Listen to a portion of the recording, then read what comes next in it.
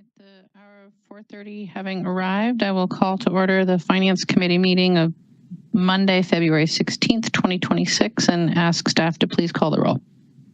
Council President Vitiver. Here. Alder Revere. Here. Alder Govindarajan. Alder Madison. Here. Alder Evers. Here. Alder Figueroa Cole. Here. Mayor, you have quorum. Thank you. All right. We have no general public comment. So are there any disclosures or recusals on items on today's agenda from members of the body? Seeing none. And we will move to the consent agenda. I would note that item 21 is a closed session item, so that will be excluded from the consent agenda. And also just note on item 5, the recommendation is to place on file without prejudice. Are there any items that members of the body would like to have excluded from the consent agenda? President Vitiver. Item 9, please. Item 9. Alder Madison. 14, mostly just for an overview. Item 14.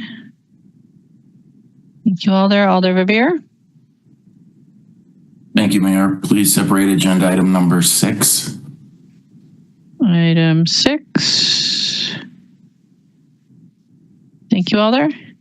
Are there any other items that alders wish to have separated from the consent agenda at this time?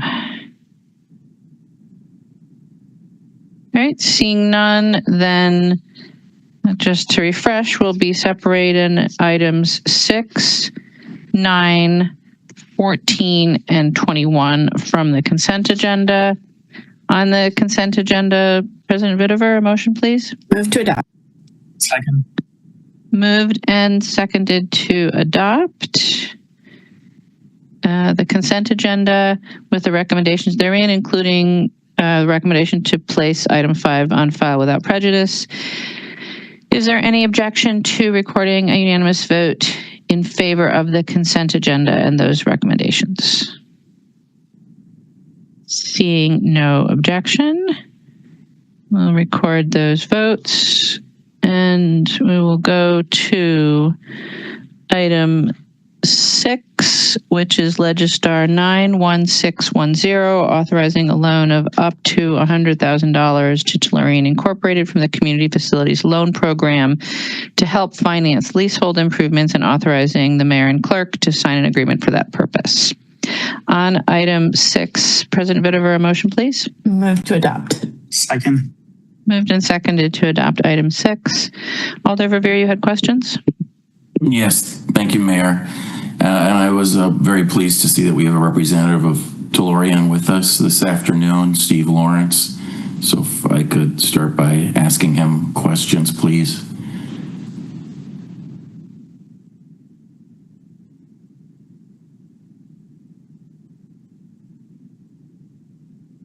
I am unmuted. Very good. Welcome. Thank you for being here. I noticed you weren't able to attend the CDBG committee meeting earlier this month, so I'm very pleased you're here this afternoon. Thanks for being here. My first question to you, Steve, is could you give us please an overview of what the current operating plan is for the facility? I'm sure the Alder of the district, Alder Evers, has been in regular communication with your agency and knows what the current status is, but could you just quickly explain what the current plan is for operations for each of the 2 floors of Jake's Place? Absolutely. So the bottom floor is essentially an expansion from the Willie Street property that formerly had the case managers who provide comprehensive community services. We also had the 15-bed SRO, which is as of January of 2026 no longer. So the bottom floor of Jake's Place is an expansion of the case management services, providing, well, previously services up to, I think we were about 98 individuals, and we expect to double that within 2 years. And those services, for those who are not familiar, can be a whole host of things. A lot of times it's just connecting individuals with, might be, psychiatry or prescribing, meds, could be skill development, could be a whole host of array of services that are all under the umbrella of the CCS program. So the objective with that first floor was really to expand that services. We were limited by our space on Willie Street. And the idea there is also to bring in potentially, outpatient counselors to expand those services beyond what they currently were from probably 20 years prior to 2026. The second floor, I'm sure a lot of you have heard this in the news. Our original plan with that was to, without any break in service, January 1, to open up a 10-bed withdrawal management or detox service. And I think everyone's probably pretty familiar with how that went down with Dane County. That license is still in process. We started that license in August of 25, maybe September of 25. Still an ongoing process. And it's, certainly a great need for not only the city of Madison, Dane County, and even surrounding counties, but it comes with great risk due to what we've learned in recent months. Dane County in particular not necessarily wanting to fund the involuntary detox. So we have still intentions to run a 10-bed withdrawal management, but if the funding is not there, we're looking at a few different options. Anything from partial hospitalization, even to sober living, to continue that continuum of care for some of our folks who come through our residential program and outpatient, returning them to their former residences. We've found does not lend itself to successful outcomes. So the upstairs, as of now, is still undetermined. Once we obtain the license, that's step one. Then we can have further conversations, which we are currently having with a number of the hospitals. I think Dane County's made it pretty clear they're not going to fund involuntary detox, but we have a good medical team on our side who is committed to providing that service. But whether that would be something similar to the previous detox location or something else, we are unclear at this point in time. Thank you for that overview. I appreciate it. So just so we understand that the licensure process that is underway, that's what the Wisconsin Department of Health Services? Correct. DQA, yeah, Department of Health Services, DQA, yeah, OPRI is involved in that as well. It's a long process, and we've learned that it's a lot longer than you would expect even long to be. Does the City of Madison zoning code require DeLorean to have any other sort of, besides, your more generic building permits and so forth, have a conditional use permit for the activities that you have planned here? Not to my knowledge. The requirements that we are primarily dealing with are Wisconsin. So we're trying to obtain a license, Chapter 75, 57. And in contrast, you might have like a CBRF, is Chapter 83. So what the Chapter 75, 57 licensure is, has a lot to do with the services being provided, but it follows 83, Chapter 83 in terms of the building requirements. And this was formerly owned by Journey, this building, and they had a 10-bed, crisis stabilization unit there. Mm-hmm. So the Erica Mueller, who deals with our quality assurance and licensing, to my knowledge, the only thing she's dealing with right now are items that surround Chapter 57, Chapter 57, 57, not, sorry, pardon my not versed in some of the 0.57s and 0.56s, but everything from, how much foam's in the, between walls, et cetera, et cetera. But a very long process. Yeah, it sounds like it. I recall, I think it was back last August that you had the big public announcement with retired Green Bay Packer quarterbacks and so forth. Correct. Announcing that you hopefully were opening to your services to the public on West Main Street this fall. Obviously, the timeline has slipped. Do you have any idea at this point when you might know for sure what the second floor use will be? And when you might be able to open either floors of the facility? So the bottom floor is currently in use. There are still items that we would like to make improvements, and part of what the request is for tonight's agenda. So that is in use, and hiring and expansion has occurred. It's really the second floor. Elena Swazak, who runs the community intervention team, which is the first floor, her initial proposal to Lorian, myself, was to have the entire building used for that community intervention team. We, as a company, Tellurian, thought that there was I wouldn't say greater need, but given that the usage prior had the room set up, we felt that utilizing that second floor for the withdrawal management services was still allowed for essentially 100% expansion of our community intervention team. But we felt that the best use would be for a withdrawal management detox center on a 10-bed scale. So first floor is in use, will continue to be in use. It's really that second floor. And the majority of the improvements that we had requested in our application were really related to the first floor.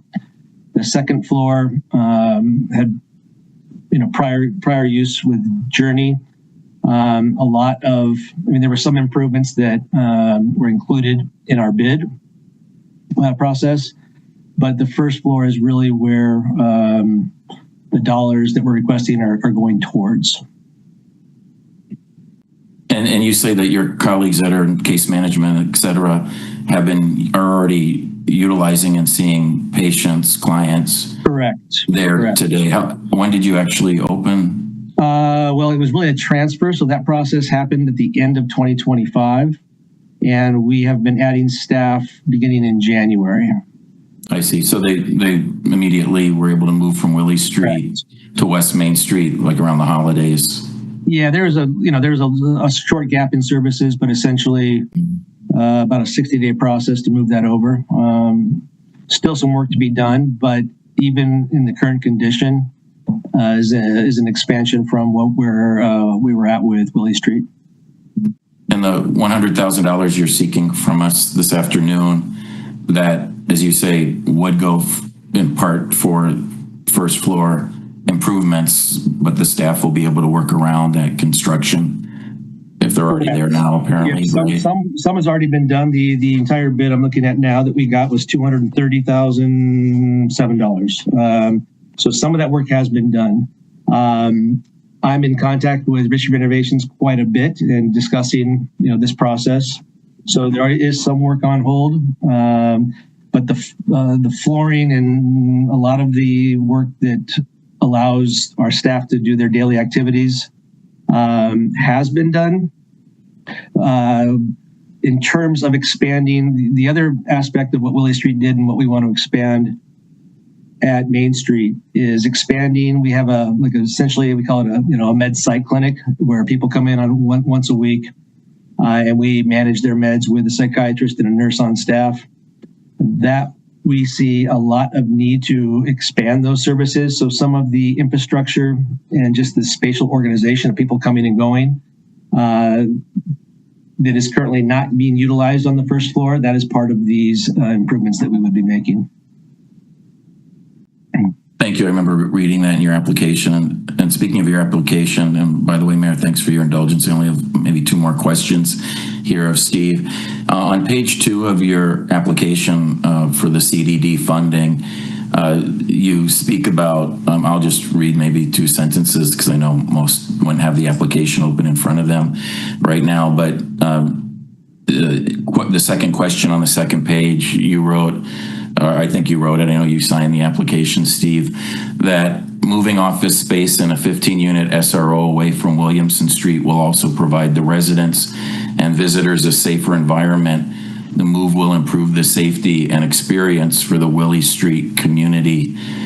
And I'm aware that there were outsized amount of police and fire calls for service at your former location at Ingersoll and Willie. Mm-hmm. Is that what you were getting at in response to that question? And can you help us to be at ease, at least those of us that are in the neighborhood, including myself here, that what you wrote there is not something that you anticipate continuing at the new location? Correct. The 15-bed SRO was a HUD program that we partnered with HUD, I want to say going back to the late 1990s. That model, that single room occupancy, is no longer a model that HUD supports. It was somewhat of a legacy program, and neighbors and then even our own staff and clients who would come to that location, usually it was the nighttime, it was the overnights. We tried a number of, let me try and condense this. Correct. So that population has been moved to different, some with Florian, some with not. Some are at the now what is called Enzo, formerly Rethke. Some are in, permanent housing with case management and living, in a single room. But that 15-bed SRO caused problems for everybody, including ourselves, in managing that, even bringing clients and staff to that location. So what I was getting at was that we were kind of changing the landscape of the Willie Street, not just changing locations, but kind of separating. We really separated out the housing component from the case management and potentially the withdrawal management. But so hoping I'm answering your question, but please let me know if I did not. No, you absolutely did, Steve. Thank you for that reassurance. That's exactly what my understanding was and how I read your application for this funding. So thank you for confirming that here on the record. My very last question is, as I mentioned, I'm a neighbor of your new facility. Welcome to the neighborhood. I'm excited that you're able to continue these services. I wish we knew what services you'll be able to offer on the second floor. And I know, many of us are very interested in seeing the detoxification services continue, and it goes without saying, or it's unfortunate the relationship with Dane County deteriorated.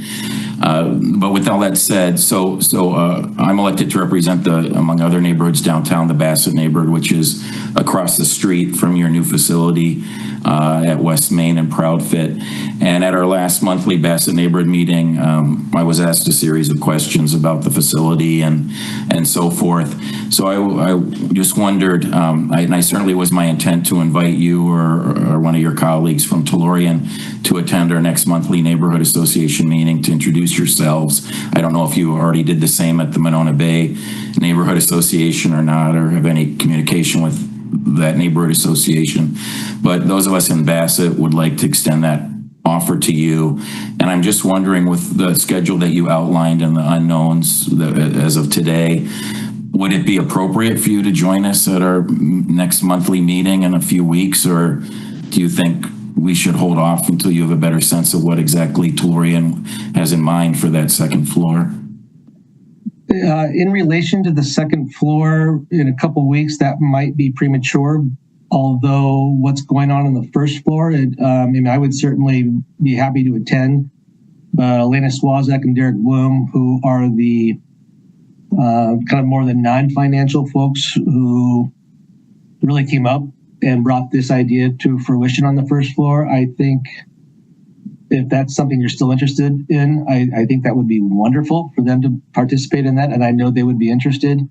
The second floor, I would probably have to touch base with Erica Mueller, who she deals with our quality assurance and our licensing to see where we are in that process.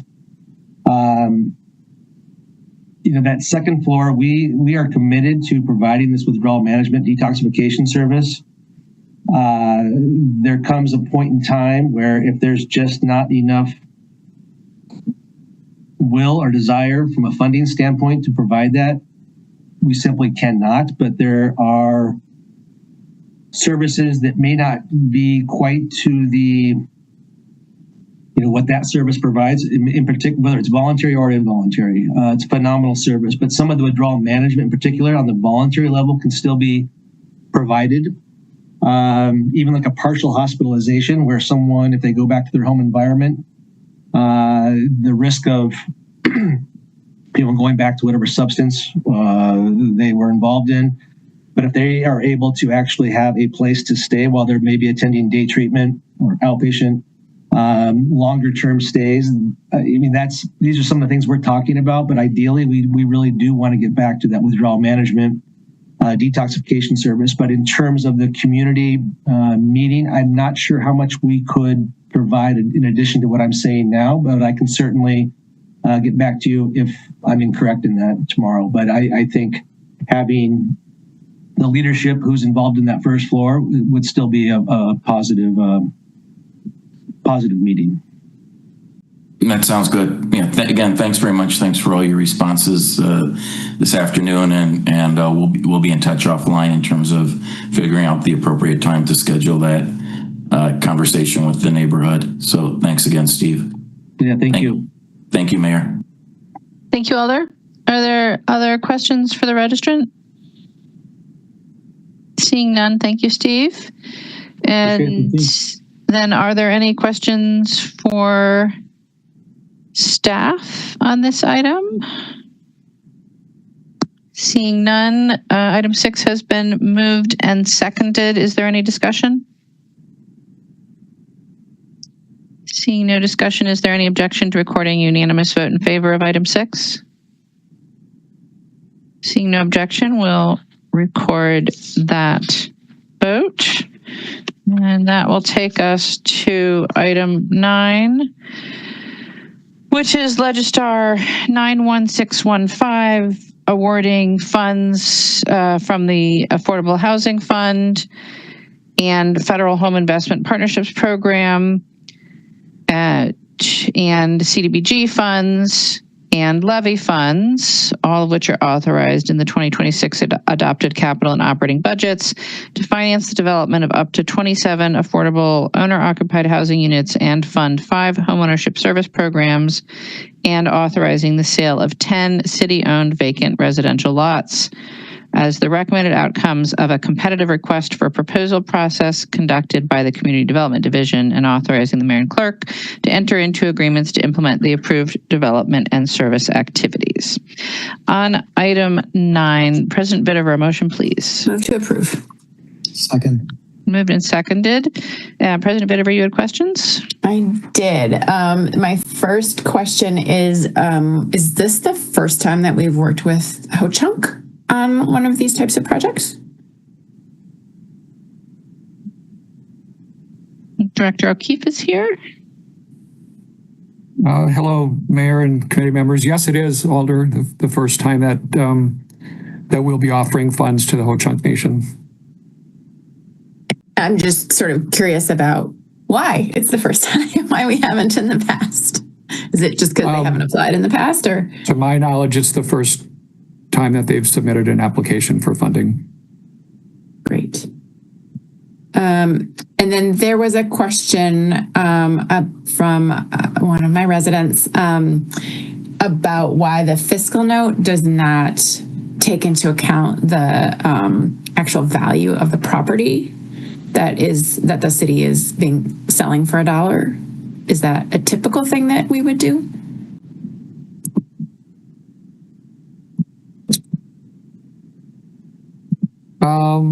That is a question I'm not sure that I can answer, Alder.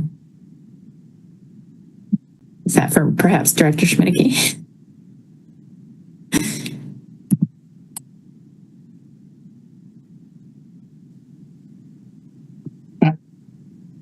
don't know the situation in this case. This would have been an issue between, I think, CDD or BCED and this particular situation. There have been instances in the past where properties have been transferred for $1, and basically that's a contribution towards the project. Yeah. I didn't know if we typically would put anything in the fiscal note or not.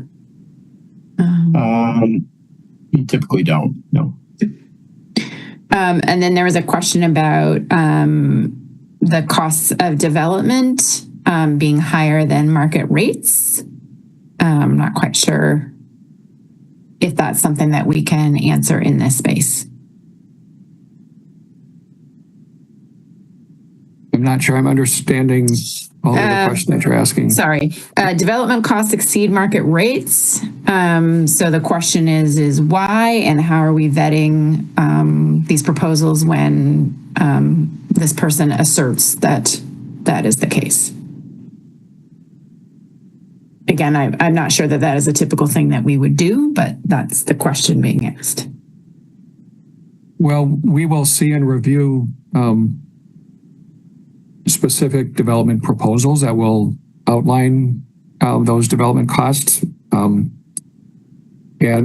that's a budget that we'll participate in with our funds. It's a budget that we'll expect that developers will adhere to. And I think the other point that I would make here is that I believe all of these development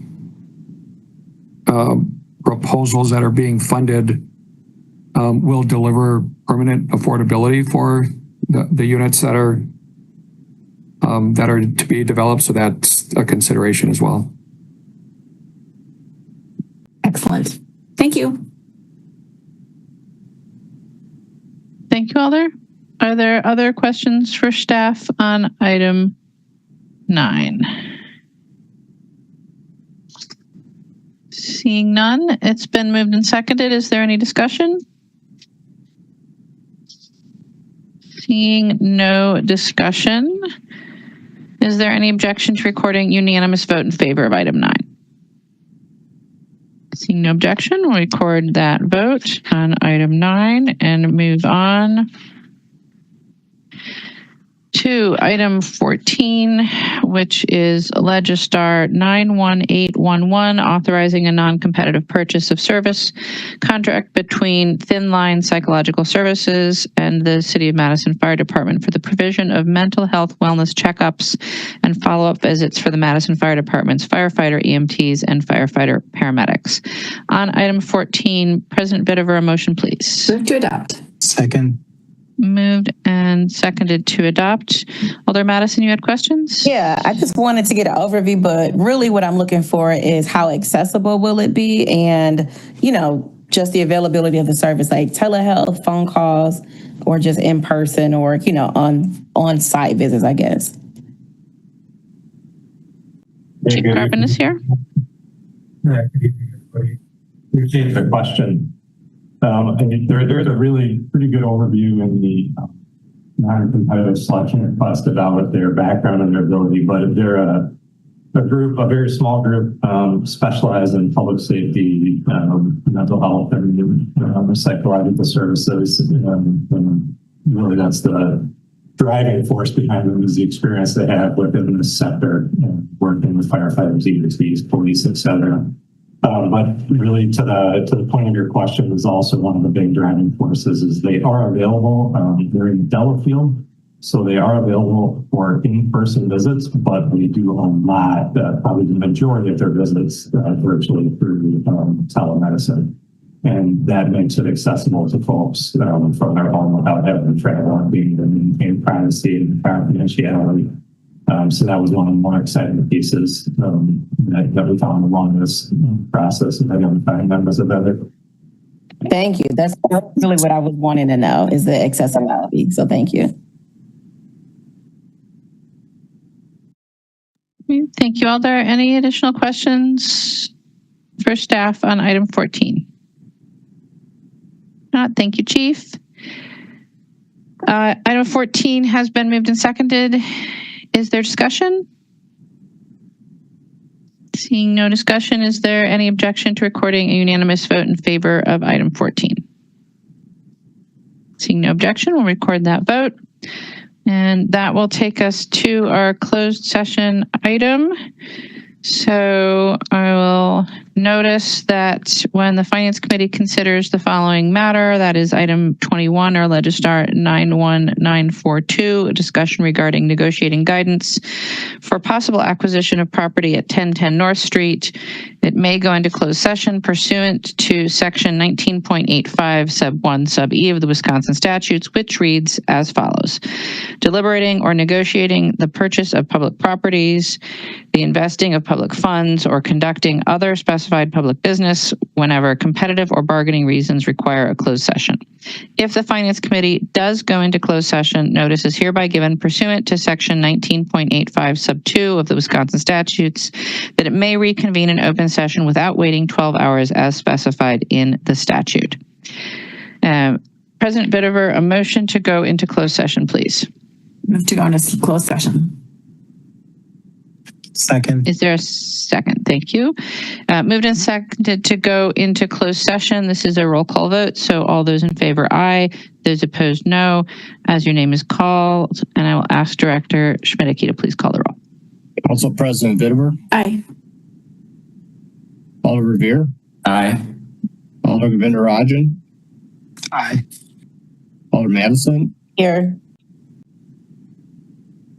Alder Evers. Aye. Alder Figueroa Cole. Here. Mayor, it's unanimous. Thank you. All right, so we will stand informal while we go into closed session. And so staff that are not relevant to this item, ask you to leave. Alders, whether or not you're on Finance Committee, are welcome to stay. And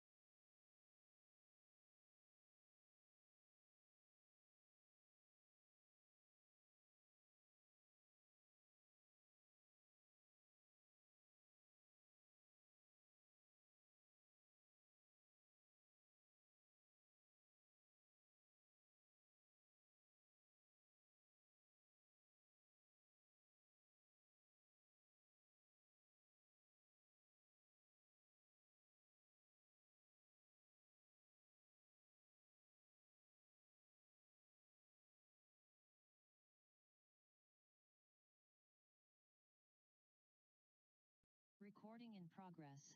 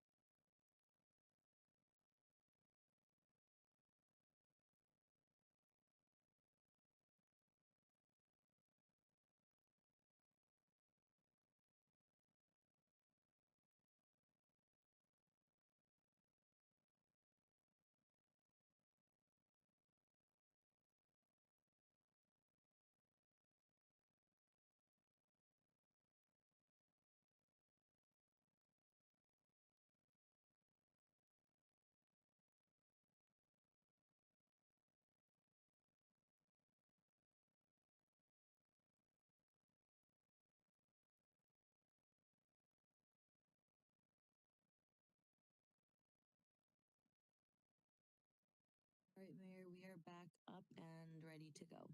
Great. Thank you very much, Ariana. All right, so we are coming out of closed session on item 21, which is Legistar 91942, discussion regarding negotiating guidance for possible acquisition of property at 1010 North Street. And the report out of closed session is that the Finance Committee discussed the possibility and instructed staff on a negotiating stance. And that is the last item on our agenda today. So I would entertain a motion to adjourn. Move to adjourn. Second. Moved and seconded to adjourn. Is there any objection to recording unanimous vote in favor of adjournment? Seeing no objection, we stand adjourned. Thank you all. Have a good evening.